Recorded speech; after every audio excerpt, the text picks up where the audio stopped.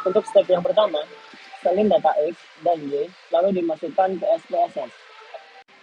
Untuk step yang kedua, ubah nama, label, dan measure sesuai dengan contoh yang ada pada Excel. Lalu selanjutnya untuk step ketiga, klik analis, lalu regression, lalu kita klik linear. Selanjutnya, untuk step keempat, masukkan var Y ke kolom dependent dan var X ke kolom independent. Lalu untuk step kelima, klik statistik, lalu centang, collinearity, diagnostik, dan Durbin Watson. Setelah itu, klik continue. Histogram dan pp-plot digunakan untuk uji normalitas residual. Jika titik menyebar acak dan mengikuti garis diagonal, maka model regresi layak digunakan. Opsi ini digunakan untuk menyimpan nilai residual ke lembar data. Artinya semua variabel dianalisis secara bersamaan. Setelah itu klik OK untuk menjalankan analisis regresi. Model regresi ini cukup baik dan dapat digunakan untuk menjalankan pengaruh variabel independen terhadap ROA. Maka residual berdistribusi normal. Artinya, asumsi normalitas pada model regresi telah terpenuhi. Baik, step selanjutnya yaitu uji normalitas atau normal p-plot. Nah, gambar ini tuh menunjukkan hasil uji normalitas menggunakan grafik normal p-plot pada model regresi dengan variabel dependen ROA. Pada grafik tersebut, titik residual terlihat menyebar di sekitar dan mengikuti arah garis diagonal. Hal ini menunjukkan bahwa data residual itu berdistribusi normal. Oke, selanjutnya yaitu step uji normalitas dari Kolmogorov, Smirnov di SPSS ini. Gambar ini menunjukkan langkah melakukan uji normalitas data menggunakan metode Kolmogorov Smirnov pada aplikasi SPS. Uji ini dilakukan dengan memilih menu analis, kemudian non-parametric test dilanjutkan ke legalisasi dialogs, dan memilih satu sampel K ke S. Lalu uji Kolmogorov ini digunakan untuk mengetahui apakah data berdistribusi normal atau tidak. Jika nilai signifikan lebih besar dari 0,05, maka data dinyatakan berdistribusi normal dan dapat digunakan untuk analisis regresi. Baik, ke step selanjutnya yaitu pada gambar ini tuh menunjukkan hasil uji normalitas pada data menggunakan metode one sample Kolmogorov-Smirnov pada residual regresi dengan jumlah sampel sebanyak 16. Berdasarkan output SPS, nilai asimptotik itu sebesar 0,005. Karena nilai signifikan tersebut lebih kecil dari 0,05, maka dapat disebutkan bahwa data residual tidak berdistribusi normal. Lalu selanjutnya ada hasil uji regresi, yaitu ini menunjukkan uji regresi linear berganda pada tabel koefisien dengan variabel dependen ROA dan variabel independen PDR dan MPF. Berdasarkan output SPS diperoleh bersama regresi yaitu ROA sama dengan 313.260 dikurangi 0,001 FDR dan dikurangi 1,799 MPF. Hasil uji T ini menunjukkan bahwa variabel PDR ini menunjukkan nilai signifikan sebesar 0,899 yang lebih besar dari 0,05. Baik, step selanjutnya yaitu ada uji heteroskedastisitas atau scatter plot. Gambar ini menunjukkan hasil uji heteroskedastisitas menggunakan grafik scale plot pada model regresi dengan variabel dependen ROA. Grafik ini membandingkan nilai standar distributed value dengan student residual. Pada step ke-16, yakni uji cluster. Kemudian klik transform, lalu compute variable. Setelah itu, pada kolom target variable, ketik dalam kurung ABS underscore res tutup kurung.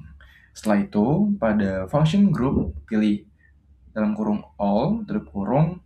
Lalu pada function and special variable, pilih dalam kurung ABS tutup kurung. Selanjutnya, klik tanda panah ke atas, otomatis ABS res-nya akan naik. Kemudian, jika sudah, di OK nanti muncul kolom ABS underscore res. Pada step selanjutnya, klik Analyze, lalu Regression, lalu Linear. Kemudian, masukkan ABS_res ke kolom Dependent. Pada slide ini ditampilkan menu Save pada Analisis Linear Regression di IBM SPSS Statis.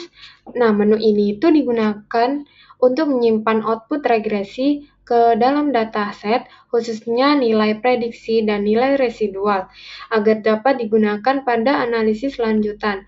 Nah, pada bagian residuals, opsi yang dipilih adalah Unstandardized Residual. Nah, residual ini tuh merupakan selisih antara nilai aktual dengan nilai prediksi dari model regresi. Nilai residual ini tuh sangat penting. Karena apa? Karena digunakan untuk melakukan uji asumsi klasik seperti uji normalitas dan uji heteroskedastisitas. Nah, SPSS juga menyediakan pilihan residual lainnya seperti standardized dan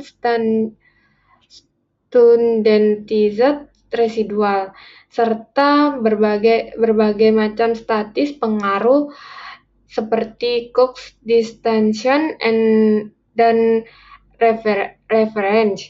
Namun dalam penelitian ini tuh fokusnya pada penggunaan residual tidak terstandarisasi.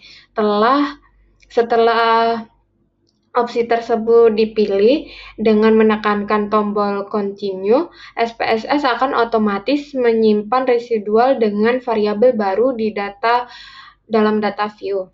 Variabel ini tuh kemudian dapat diolah lebih lanjut, misalnya diubah menjadi nilai absolut untuk keperluan uji Gleiser. Dengan demikian, tampilan ini tuh menunjukkan tahapan penting dalam proses analisis regresi, yaitu penyimpanan residual sebagai dasar penguji asumsi klasik sebelum analisis selanjutnya dilakukan. Nah, pada slide ini ditampilkan tabel coefficients dari hasil analisis regresi berganda, yaitu variabel dependen dalam model ini adalah ROA, sedangkan variabel independennya itu adalah FDR dan NPF. Pertama, kita lihat dari konstanta terbesar, yaitu 313,260. Dengan tingkat signifikannya itu 0,002, yang berarti konstanta signifikan. Hal ini menunjukkan bahwa ketika FDR dan NPF bernilai 0, maka ROA diperkirakan sebesar 313,260. Selanjutnya, untuk variabel FDR itu diperoleh koefisien regresi sebesar min 0,001 dengan nilai signifikansi 0,899. Karena nilai signifikansinya lebih besar dari 0,05, dapat disimpulkan bahwa FDR itu tidak berpengaruh signifikan. Terdapat ROA. Kemudian untuk variabel NPF itu koefisien regresi bernilai min 1,799 dengan nilai signifikansi 0,011. Nilai ini tuh lebih kecil dari 0,05 sehingga NPF-nya itu berpengaruh negatif dan signifikan terhadap ROA, yang artinya setiap peningkatan NPF akan menurunkan ROA dengan asumsi variabel lain konstanta. Dilihat dari nilai standardized beta, NPF memiliki nilai min 0,636 yang menunjukkan bahwa NPF merupakan variabel yang paling dominan memengaruhi ROA dalam model ini. Yang terakhir, berdasarkan nilai toleransi sebesar 0,987 dan VIF sebesar 1,013 pada kedua variabel, dapat disimpulkan bahwa tidak terdapat masalah multikolinearitas Jadi hasil regresi itu menunjukkan bahwa NPF berpengaruh negatif signifikan terhadap ROA, sedangkan FDR itu tidak berpengaruh signifikan dan model regresi memenuhi asumsi multikoliniaritas. Nah, dapat kita lihat bahwa analisis yang digunakan adalah regresi linear. Nah, pada bagian variabel dependen dimasukkan ABS, RES, yaitu nilai absolut dari residual yang diperoleh dari model regresi sebelumnya. Nah, variabel ini itu digunakan sebagai indikator untuk mendeteksi ada atau tidaknya heteroskedastisitasnya. Nah, selanjutnya pada bagian variabel independen terdapat dua variabel bebas, yaitu FDR sebagai X1 dan NPF sebagai X2. Kedua variabel ini tuh dimasukkan secara bersamaan dengan menggunakan metode enter. Nah, pengujian ini bertujuan untuk mengetahui apakah FDR dan NPF itu memiliki pengaruh yang signifikan terhadap nilai absolut residual. Jika nilai signifikan yang dihasilkan lebih besar dari 0,05, maka dapat disimpulkan bahwa model regresi tidak mengalami heteroskedasitas. Sebaliknya, jika signifikansi kurang dari 0,05, maka dapat disimpulkan bahwa model regresi itu mengalami heteroskedastisitas. Nah, dengan demikian, melalui pengujian ini kita dapat memastikan bahwa model regresi itu telah memenuhi atau tidak memenuhi salah satu asumsi klasik sehingga layak untuk digunakan dalam analisis selanjutnya.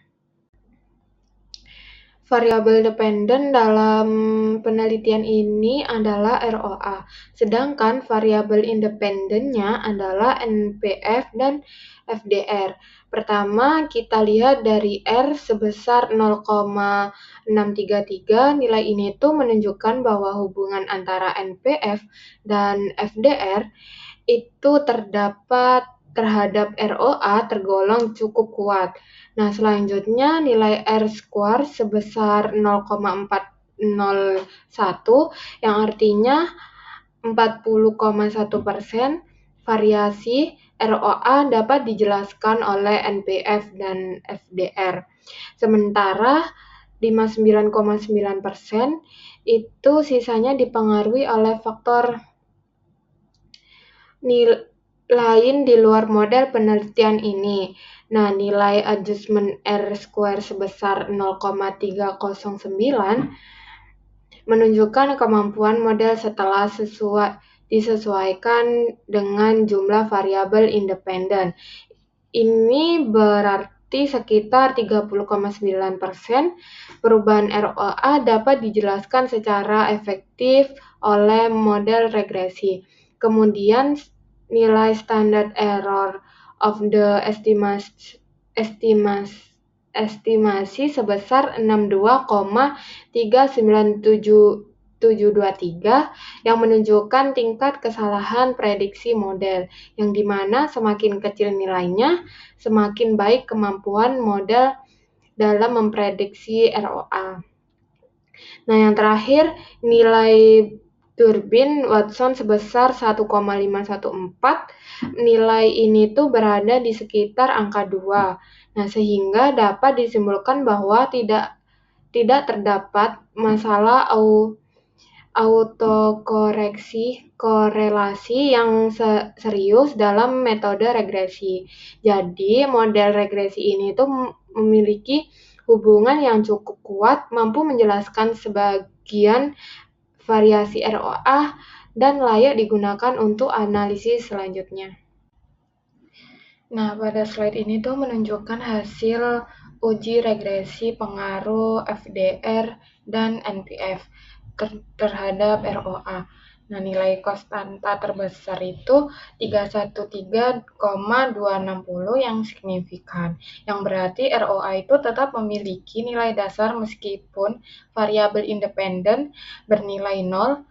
Nah, sedangkan FDR itu memiliki koefisien min 0,001 yang signifikan 0,899, sehingga dapat disimpulkan bahwa FDR itu tidak berpengaruh signifikan terhadap ROA. Sebaliknya juga NPF itu memiliki koefisien min 1,799 dengan signifikansi 0,011 yang berarti NPF berpengaruh negatif dan signifikan terhadap ROA. Semakin tinggi NPF-nya, maka ROA akan menurun. Tidak terdapat masalah multikoliniaritas karena nilai VIF kedua variabel mendekati 1. Nah, jadi hanya NPF yang berpengaruh signifikan terhadap ROA.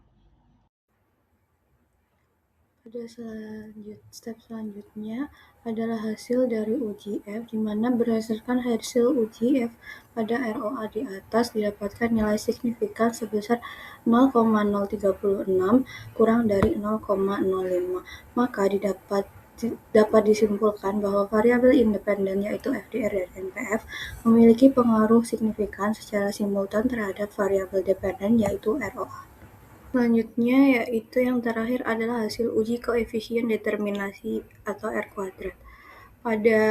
Berdasarkan hasil uji koefisien determinasi R kuadrat ini, pada ROA didapatkan nilai R square sebesar 0,401, di mana berarti semua variabel independen yaitu FDR dan NPF dapat menjelaskan variabel dependen yaitu ROA sebesar 40,1%, sedangkan 59,9%-nya itu dipengaruhi oleh variabel lain. Baik, itu tadi adalah step-step uji hipotesis menggunakan SPSS yang disampaikan oleh kelompok 9 sebagai tugas proyek EAS mata kuliah statistika. Dengan kasus yang digunakan dalam uji hipotesis ini adalah pengaruh financing to deposit ratio dan non-performing financing terhadap return on asset pada PT Bank Syariah Indonesia Tbk periode tahun 2021 hingga 2024.